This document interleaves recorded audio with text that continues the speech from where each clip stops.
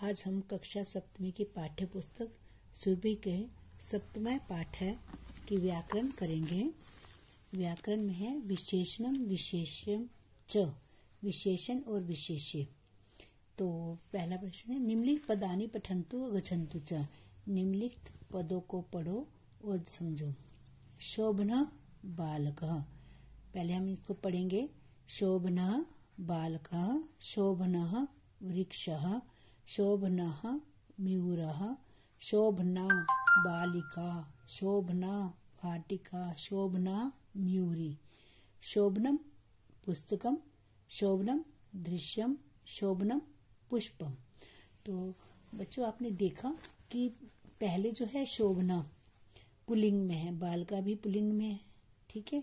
शोभना वृक्ष पुल्लिंग है, शोभना मयूरा पुल्लिंग है, शोभनः बालिका तो स्त्रीलिंग में है, शोभनम पुस्तकम नपुंसकलिंग में है। तो वयम शोभना, शोभना यहाँ पे क्या है, शोभन क्या, शोभन मीन्स सुंदर। तो ये शब्द विभिन्न प्रकार से हम देख रहे हैं, शोभना, शोभना, शोभनम। तो ये जो शोभन का, शोभन यहाँ पे क्या है, विशेषण है। और इसके साथ बालकः, बालिका और पुस्तकम ये क्या है, विशेष्य है, ठीक है। बालका वृक्षा मयूरा, बालिका वाटिका मयूरी, पुस्तकम दृश्यम पुष्पम, ये सब क्या है, विशेष्य शब्द हैं। और संस्कृत में विशेषण और विशेष्य पद आपस में इनका संबंध होता है। तो यत वचनम या विभक्ति, यत च लिंगम विशेष्य पदना भवन्तु, जैसा वचन और लिंग विशेषण पद में होता है, विभक्ति जो होती है विशेषण पद में होती है, वैसे ही वचन विभक्ति और लिंग विशेष्य पद में होता है। ऊपर लिख पदानी पुनः पठन्तु अवगच्छन्तु च, ऊपर के वाक्य को फिर से पढ़ो और समझो।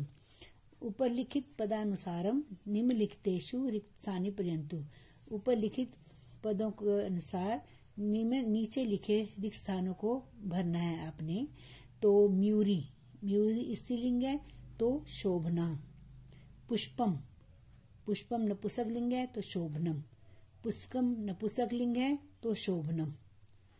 आगे बालकः पुल्लिंग है तो शोभनः, दृश्यम नपुंसकलिंग है तो शोभनम, बालिका स्त्रीलिंग है तो शोभना भी स्त्रीलिंग है। आगे वाटिका स्त्रीलिंग है तो शोभनः, वृक्ष पुल्लिंग है तो शोभनः, मयूरा पुल्लिंग है शोभनः। तो हमने यहाँ पे देखा जैसा पुल्लिंग है वैसा ही विशेषण है, उसी में लिंग में ही विशेषण है। तो इतेषु यानि विशेष्य पदानि सन्ति तानि निम्नलिखितानि रिक्त स्थानेषु लिखन्तु, ऊपर जो विशेष्य पद हैं उनको यहाँ पर लिखना है। तो यहाँ पे मयूरी, पुष्पम, पुस्तकम, बालकः, दृश्यम, बालिका, वाटिका, वृक्ष और मयूरा, ये सब क्या है, विशेष्य पद हैं। अब अभ्यास करते हैं। निम्नलिखित वाक्येषु विशेषण पदानि विशेष्य पदानि च पृथक कृत्वा लिखन्तु, ये वाक्य दिए हुए हैं, इसमें आपने विशेषण पद और विशेष्य पदों को अलग अलग करके लिखना है। विशेषण वाले यहाँ लिखने हैं और विशेष्य वाले यहाँ लिखने हैं। तो अब यहाँ देखो जो मोटे मोटे अक्षर दिए हुए हैं स्थूल पदेशु, उनको हमने अलग अलग करना है। जैसे शोभना बालिका, तो शोभना सुंदर, बालिका, बालिका कैसी है, सुंदर है। तो शोभना क्या है, विशेषण है और बालिका विशेष्य है, क्योंकि बालिका की विशेषता क्या है, वो सुंदर है। तो विशेषण जो है वो शोभना हो गया और बालिका विशेष्य होगी। तत् अनेकानि पुष्पानि सन्ति, वहां अनेक फूल हैं। अब फूल कितने हैं, अनेक। तो ये अनेकानि विशेषण और पुष्पानि विशेष्य। अत्र चतुरः बालका क्रीडन्ति, यहाँ चतुर बालक खेलते हैं। तो यहाँ पे चतुरः, चतुरः क्या हो गया, विशेषण, और बालकः क्या हो गया, विशेष्य। वृक्षे द्वे पुष्पे स्त, तो द्वे पुष्पे, दो फूल, दो विशेषण है और पुष्पे विशेष्य है। धीरा बालकः कुत्र गच्छति, धीरा विशेषण है और बालकः विशेष्य है। वीरः बालकः आगच्छन्ति, तो वीरः विशेषण है और बालिका विशेष्य है।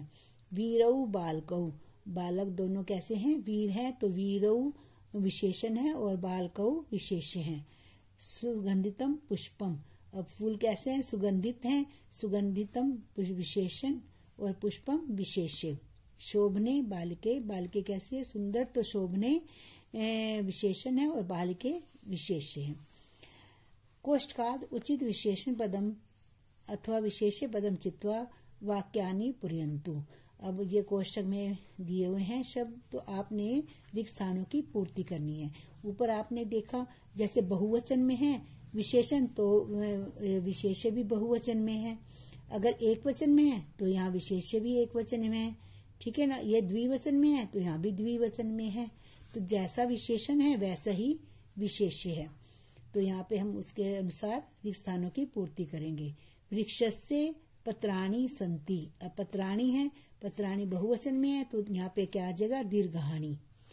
अत्र एकः डैश मार्जारः अस्ति, मार्जारः एक वचन में है तो सुंदरः भी एक वचन में। बुद्धिमती डैश गायति, तो अब यहाँ पे स्त्रीलिंग में है बुद्धिमती, तो बालिका भी स्त्रीलिंग में आ जाएगा। बुद्धिमान डैश गायति, यहाँ बुद्धिमान जो है पुल्लिंग में है तो बालिका भी जो है पुल्लिंग में है। बालः रिक्त स्थान फलानी खदंती, तो बालक जो है फलानी, फलानी बहुवचन में है तो मधुरानी भी बहुवचन में। वृक्षस्य अधः डैश छाया अस्ति, अब ये छाया स्त्रीलिंग में है तो शीतला भी स्त्रीलिंग में। सरोवरे डैश जलम अस्ति, नपुंसकलिंग में है जलम तो शीतलम भी नपुंसकलिंग में। श्वेता डैश धावंती, अब श्वेतः तो ये बहुवचन में है तो अश्वा भी बहुवचन में है। डैश म्यूरा हस्ती, तो म्यूरा एक वचन में है तो नीला भी एक वचन में है। जैसा विशेषण है वैसा ही विशेष्य हमने रिक्त स्थानों में पूर्ति करनी है। यदि विशेषण पदानि विभिन्न विभक्तेषु भवन्ति, यदि विशेषण पद विभिन्न विभक्ति में होते हैं तो विशेषण पद भी तो उसके अनुसार ही होते हैं। निम्नलिखित वाक्यानि पठित्वा अवगच्छन्तु, निम्नलिखित वाक्यों को पढ़कर समझो। जैसे माता शोभनाम बालिकाम कथ्यति, तो जैसे शोभनाम बालिकाम, बालिकाम शोभनाम। नीलय कमलय, तो सुंदरेषु उपवनेषु। चतुराय बालिकाय, अध्यापका चतुराय बालिकाय पुरस्कारम यच्छति। बालकः अध्यापकः चतुराय बालकाय पुरस्कारम यच्छति। आगे देखो अभ्यास है इसी में ही। तो निम्नलिखित वाक्यानि पठित्वा विशेषण पदानि विशेष्य पदानि च चित्वा लिखन्तु। इन वाक्यों से विशेषण पद और विशेष्य पदों को चुनकर लिखना है आपने। तो जनः सुंदरेषु उपवनेषु भ्रमन्ति, लोग सुंदर वृक्षों उपवनों में घूमते हैं। तो उपवन कैसे हैं, सुंदर, ठीक है। सुंदर क्या है, उपवन। तो यहाँ पे विशेषण सुंदरेषु और विशेष्य क्या है, उपवनेषु। बाला सुंदरेन कलमेन लिखन्ति, तो सुंदरेन क्या है, विशेषण, और कलमेन क्या है, विशेष्य। श्वेतः कपोतः कूजन्ति, श्वेता विशेषण है और कपोतः विशेष्य। शोभनस्य बालकस्य पुस्तकम अत्र अस्ति, शोभनस्य क्या है, विशेषण, और बालकस्य क्या है, विशेष्य। शोभनायाः बालकायाः पुस्तकम कुत्र अस्ति, शोभनायाः विशेषण और बालिकायाः विशेष्य। अध्यापिका शोभनेभ्यः बालेभ्यः पुरस्कारम यच्छति, शोभनेभ्यः विशेषण और बालेभ्यः विशेषण। कर्तव्यशीलम जन्म कथ्यतु, तो यहाँ पे कर्तव्यशील विशेषण है और जन्म विशेष्य है। बाला शोभनासु वाटिकासु क्रीडन्ति, बालः शोभनासु वाटिकासु, शोभनासु विशेषण है, वाटिकासु विशेष्य है।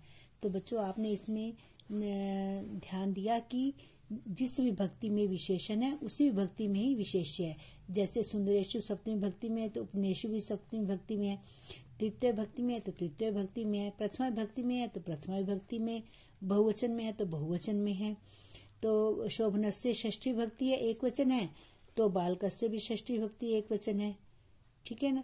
तो जिस विभक्ति लिंग और वचन में विशेषण होता है उसी विभक्ति लिंग वचन में विशेष्य होता है।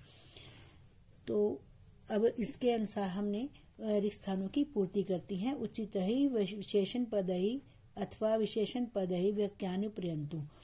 तो बालहा रिक्त स्थान फलानाम रसम पिबंती। तो यहाँ पे फलानाम, तो यहाँ पे आ जाएगा मधुराणाम।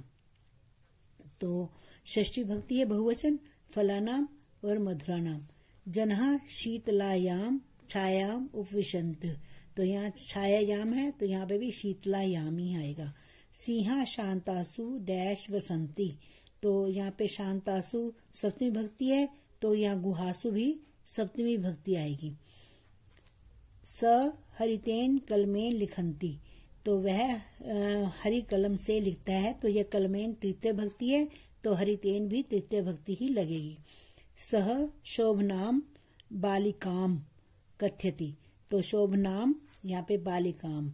तो आपने बच्चों जाना कि जिस वचन और लिंग और विभक्ति में विशेषण होता है उसी लिंग वचन और विभक्ति में विशेष्य होता है। तो आप इसको ध्यान से समझेंगे, पढ़ेंगे और इसका अभ्यास करेंगे। धन्यवाद।